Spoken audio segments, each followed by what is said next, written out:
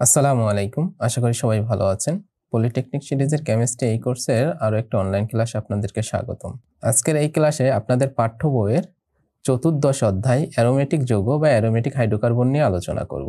আপনারা যারা আমাদের এই কোর্সের পূর্বের ভিডিওগুলো দেখেননি তাদেরকে দেখে আসার জন্য অনুরোধ করছি।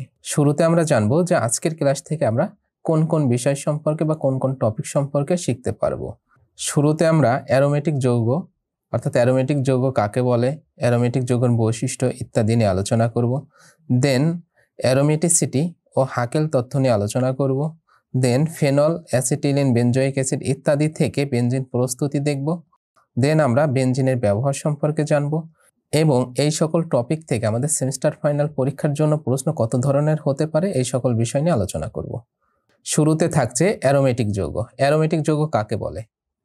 সাধারণত বেনজিন এবং বেনজিনের জাতক সমূহকে অ্যারোমেটিক যৌগ বলে, যেমন বেনজিন, ফেনল, টোলুইন। আমরা সবাই বেনজিনের সংকেত জানি। বেনজিনের সংকেত হচ্ছে C6H6। এখন বেনজিনের গাঠনিক সংকেত কেমন? বেনজিনের গাঠনিক সংকেত আমরা তৈরি করি। এখানে C6H6 অর্থাৎ CH আকারে যদি লিখি 6 বার লিখতে হবে, তাহলে এখানে একটা CH দিলাম এবং নিচে একটা CH দিলাম, বাকি থাকে 4টা। এই সাইডে 2টা দিব, এই সাইডে 2টা দিব।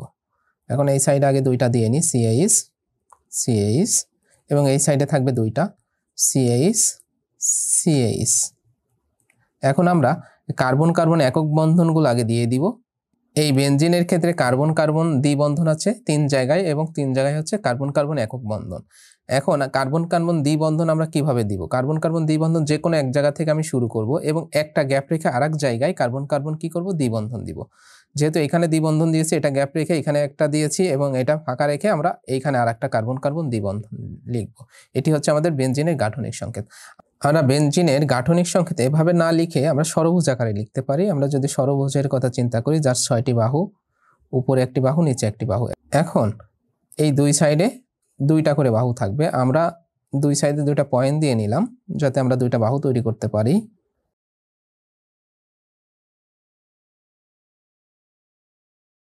আমরা একটা ষড়ভুজ তৈরি করেছি। এটি হচ্ছে বেনজিনের গাঠনিক সংকেত। এখন বেনজিনের আমাদের কার্বন কার্বন দ্বিবন্ধনগুলো দেখাতে হবে। কার্বন কার্বন দ্বিবন্ধন দেখাতে হলে আমরা যে কোনো এক জায়গায় আরেকটি বাহু দিব এবং একটা ফাঁকা রেখে আরেক জায়গায় আরেকটা দাগ দিব এবং এখানে একটা দাগ দিব।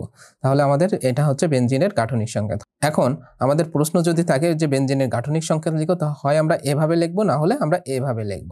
এখন আমরা ফেনলের গাঠনিক সংকেত দেখব। ফেনলের আণবিক সংকেত হচ্ছে C6H5OH। এটি হচ্ছে ফেনলের আণবিক সংকেত এবং টোলুইনের আণবিক সংকেত হচ্ছে C6H5CH3। এটি হচ্ছে আমাদের টোলুইনের আণবিক সংকেত। এখন এই ফেনলের গাঠনিক সংকেত হবে, আমরা যদি বেনজিনের গাঠনিক সংকেতের কথা চিন্তা করি, বেনজিনের গাঠনিক সংকেত যেমন ষড়ভুজ, আমরা একটা ষড়ভুজ তৈরি করি। আমরা একটা ষড়ভুজ তৈরি করেছি, এটা হচ্ছে বেনজিনের গাঠনিক সংকেত। এখন আমরা যে কোনো একটা বিন্দু থেকে, যেই বিন্দুতে 2টি বাহু পরস্পর যুক্ত হয়েছে, যে কোনো একটা বিন্দু থেকে যদি আমরা OH মৌলক যুক্ত করি, তাহলে এটা হবে আমাদের ফেনলের গাঠনিক সংকেত। টোলুইনের গাঠনিক সংকেত আমাদের ফেনলের অনুরূপ। আমরা যদি CH3 দিয়ে দিই, তাহলে আমাদের এটা টোলুইনের গাঠনিক সংকেত হয়ে যাবে। ফেনলের গাঠনিক সংকেতের জন্য আমাদের OH মূলক দিতে হবে আর টোলুইনের জন্য CH3 মূলক দিতে হবে। এটি হচ্ছে আমাদের টোলুইনের গাঠনিক সংকেত। এখন আমরা অ্যারোমেটিক যৌগের বৈশিষ্ট্যপূর্ণ ধর্ম সম্পর্কে জানব। অ্যারোমেটিক যৌগের বৈশিষ্ট্যপূর্ণ ধর্ম হচ্ছে বিশেষ ধরনের অসম্পৃক্ততা। এই অ্যারোমেটিক যৌগগুলো বিশেষ ধরনের অসম্পৃক্ততা দেখায়, তারপরে প্রতিস্থাপন বিক্রিয়া করে এবং বিশেষ স্থায়িত্ব। এই অ্যারোমেটিক যৌগগুলোর বিশেষ ধরনের স্থায়িত্ব আছে এবং অনুরণ। এইগুলো হচ্ছে আমাদের অ্যারোমেটিক যৌগের বৈশিষ্ট্যপূর্ণ ধর্ম। দেন আমরা এখন দেখব আমাদের এই টপিক থেকে আমাদের সেমিস্টার ফাইনাল পরীক্ষার জন্য গুরুত্বপূর্ণ প্রশ্নগুলো। অতি সংক্ষিপ্ত প্রশ্ন যদি এই টপিক থেকে থাকে তাহলে আমাদের আসার সম্ভাবনা আছে অ্যারোমেটিক যৌগ কাকে বলে, অথবা বেনজিনের গাঠনিক সংকেত লিখো, অথবা থাকতে পারে ফেনলের গাঠনিক সংকেত লিখো, অথবা টোলুইনের গাঠনিক সংকেত লিখো। এবং সংক্ষিপ্ত প্রশ্ন আকারে থাকতে পারে যে অ্যারোমেটিক যৌগের বৈশিষ্ট্যপূর্ণ ধর্মগুলো লিখো। দেন এখন আমরা আমাদের এই অধ্যায়ের পরবর্তী টপিক অ্যারোমেটিসিটি ও হাকেল তথ্য নিয়ে আলোচনা করব। শুরুতে অ্যারোমেটিসিটি। অ্যারোমেটিসিটি কাকে বলে? অ্যারোমেটিসিটি হচ্ছে অ্যারোমেটিক যৌগের বৈশিষ্ট্যপূর্ণ ধর্মকে অ্যারোমেটিসিটি বলে।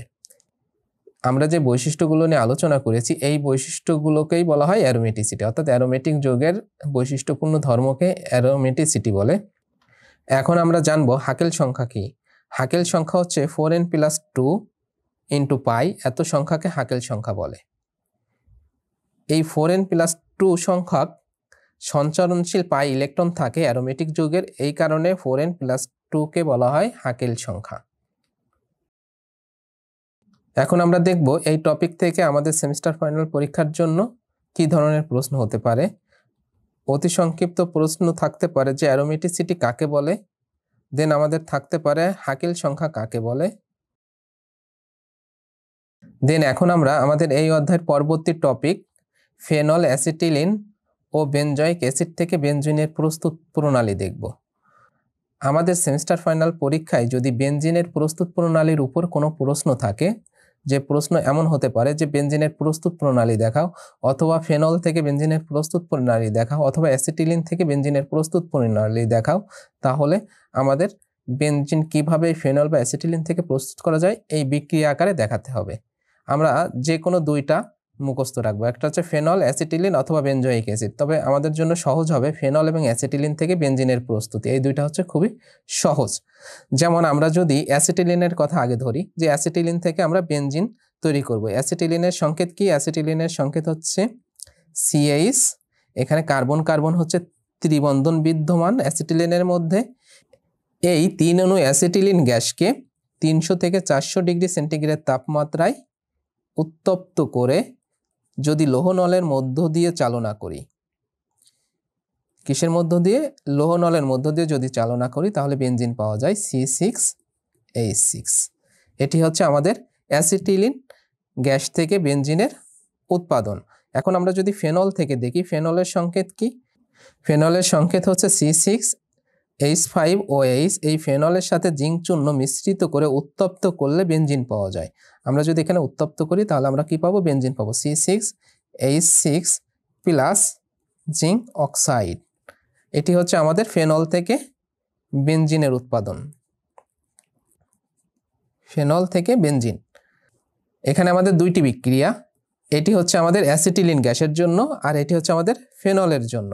যদি আমাদের প্রশ্ন থাকে যে ফেনল থেকে বেনজিনের উৎপাদন দেখাও, তাহলে আমরা নিচের এই বিক্রিয়াটা দেখাবো, অথবা যদি আমাদের থাকে যে অ্যাসিটিলিন থেকে বেনজিনের উৎপাদন দেখাও, তাহলে আমরা উপরের 1 নম্বর বিক্রিয়াটা দেখাবো। অথবা যদি আমাদের থাকে যে বেনজিনের প্রস্তুত প্রণালী দেখাও, তাহলে 1 অথবা 2 যে কোনো একটি বিক্রিয়া দেখালেই হবে। দেন এখন আমরা আমাদের এই টপিক থেকে সেমিস্টার ফাইনাল পরীক্ষার জন্য প্রশ্ন কেমন হতে পারে এটি দেখব। আমাদের প্রশ্ন থাকতে পারে ফেনল থেকে বেনজিনের প্রস্তুতি দেখাও, অথবা অ্যাসিটিলিন থেকে বেনজিনের প্রস্তুতি দেখাও, অথবা প্রশ্ন এমন হতে পারে যে বেনজিনের প্রস্তুতি দেখাও, তাহলে আমাদের যে কোনো একটা প্রস্তুত প্রণালী দেখালেই হবে। এই ছিল হচ্ছে আমাদের এই টপিক থেকে প্রয়োজনীয় প্রশ্ন। এখন আমরা বেনজিনের ব্যবহার সম্পর্কে জানব। বেনজিনের ব্যবহার প্রধানত চর্বি এবং মোম নিষ্কাশন করতে ব্যবহার করা হয়। দেন জ্বালানির অকটেন নম্বর বৃদ্ধি করার জন্য বেনজিন ব্যবহার করা হয়। দেন ঔষধ শিল্পে ব্যবহার করা হয়। দেন জামা কাপড় ড্রাই ওয়াশ করার জন্য বেনজিন ব্যবহার করা হয়। দেন পরীক্ষাগারে বিকারক হিসেবে বেনজিন ব্যবহার করা হয়। এই হচ্ছে আমাদের বেনজিনের ব্যবহার। এখন এই টপিক থেকে আমাদের সেমিস্টার ফাইনাল পরীক্ষার প্রশ্ন সংক্ষিপ্ত আকারে থাকতে পারে। সংক্ষিপ্ত আকারে এমন হতে পারে যে বেনজিনের ব্যবহার লেখো। এই ছিল আমাদের এই অধ্যায়ের উপর প্রয়োজনীয় আলোচনা। আগামী ক্লাসে আমরা আমাদের এই কোর্সের পরবর্তী অধ্যায় নিয়ে আলোচনা করব। সেই পর্যন্ত আল্লাহ তাআলা আমাদের সবাইকে সুস্থ ও সুন্দর রাখুক, এই প্রত্যাশায় আজকের ক্লাস এখানেই শেষ করছে। আসসালামু আলাইকুম এবং সবাইকে ধন্যবাদ।